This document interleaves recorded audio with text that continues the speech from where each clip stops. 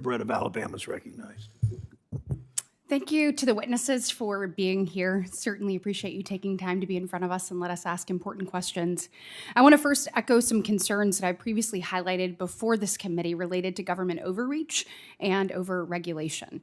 We've seen it across the board. In all financial institutions, they're bringing, the regulators are bringing, under this administration, more regulation, more overreach, more burden, and unfortunately, the Federal Insurance Office is no different.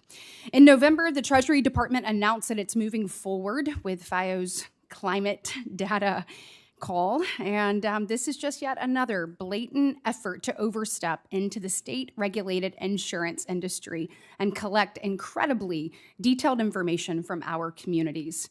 The effort completely undermines our well-functioning state regulatory system and is an effort to pursue this administration's climate agenda at the cost of both taxpayers and industry. That's why I introduced the Insurance Data Protection Act with 16 of my Senate colleagues, including all of the Republican Banking Committee members.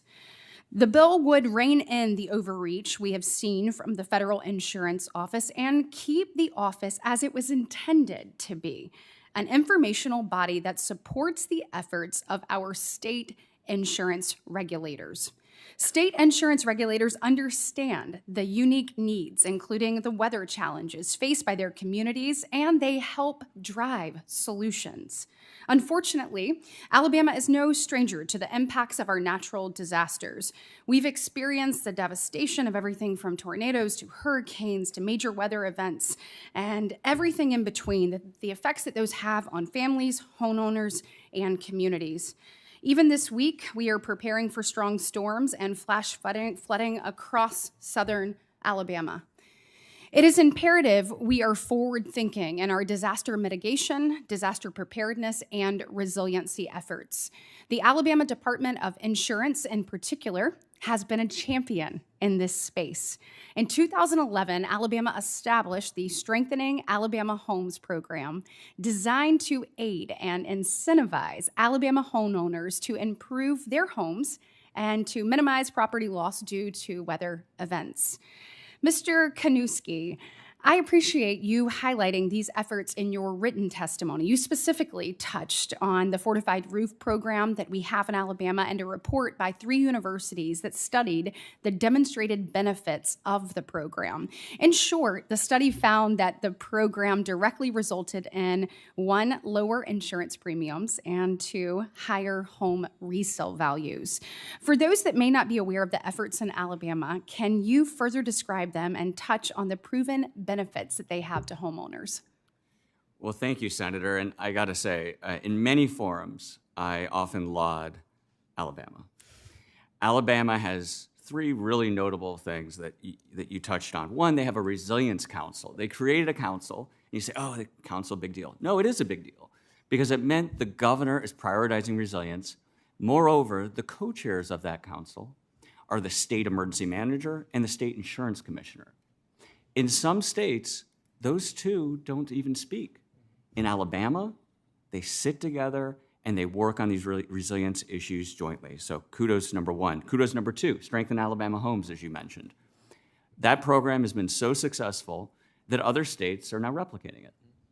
Louisiana is now putting it into place, a virtual carbon copy of what Alabama put in place.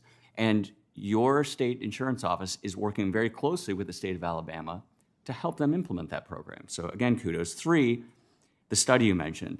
You're lucky to have a researcher named Lars Powell at the University of Alabama who did that study.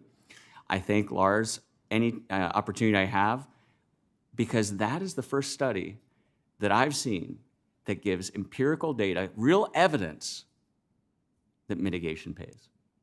Thank you. And so how do these types of efforts play into the larger discussion that we're having today? I mean, around reforms to the National Flood Insurance Program and particularly on incentivizing communities to focus on disaster mitigation, preparedness, resiliency. Can each of you just speak to that quickly? Yeah, thank you, Senator. I would say Louisiana competes with Alabama, or tries to, on many things like football. But Roll Tide. in this case, the Fortified Roofs program that y'all have put out there is the one that we model on. We were recently in London meeting with Lloyd's talking about that program. And what we love about that is that we're going to debate affordability and how we make this work. Ultimately, it is going to be community-based resilience, which prevents the damage from happening, that reduces exposure. That's the answer for our states and our country. Thank you. Well, we certainly have studies that are out there, like the National Institute of Building Sciences, that puts out great work on the 6-to-1 number and 7-to-1, even 11-to-1 on building codes. But rarely do you see an opportunity where, state as a living laboratory puts those ideas into action and shows with real data, with real homes, that resilience pays. I think what I would add, and when you're speaking of test cases, the city of Athens is in earnest taking on flood mitigation, given that we have the Hocking River that runs right through the center of the city. We, as I mentioned earlier, am home to Ohio University, where back in 1968, and before that, the campus was completely split in half during high water events with flooding that was taking place.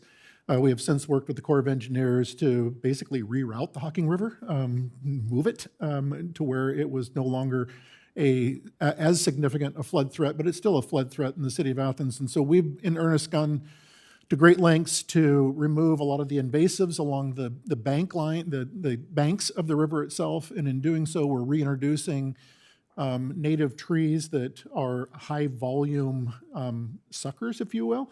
With sycamore trees, black willows, and swamp oak that are lining that now, which really helps when we do have high water events, that we're able to clear that watershed more quickly with absorption, but also creating a more laminar flow through the city of Athens by removing the invasives, which basically acted as snags to catch deadheads and other debris, therefore creating these basically an artificial